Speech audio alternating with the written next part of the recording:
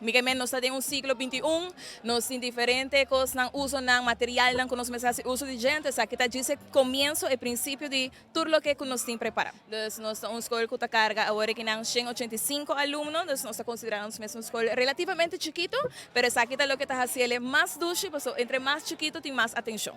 Tinta traja 2 anos acabariba el logo, nós arranha diferentes propuestas, nós integra muito ng tambe den aqui, nós entrega tambe e docente não, então nós faz escojo, depois arranha vários, nós faz depois escojo de 2, nós fazemos de maneira moderna, Google Forms, e muito não escoge junto com o docente não, e é a ressaltar, é tem mais foto, é nós tem agora. O jogo representa inteligência, que poder, que riba num futuro brilhante.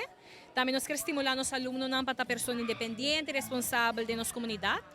O jogo está caracterizado por seu ouvido profundo e ouvido scarpe, mas com o jogo, nós docentes não podemos analisar e observar para assim reconhecer a necessidade de cada aluno e para guiar na área com enfoque de área social e emocional, para sobre ser humano emocionalmente estável por surpassar o obstáculo.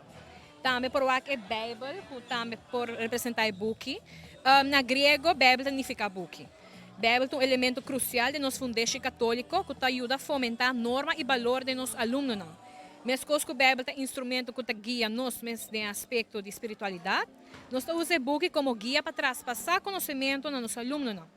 Também nós temos o color blau e gel que ressalta o logo. O blau representa espiritualidade, intuição, inspiração e paz interior, que a qualidade que nós queremos inculcar em nossos alunos e para ajudar a formar ser humano forte de nossa comunidade e também representa nos lama que rondona nos isla.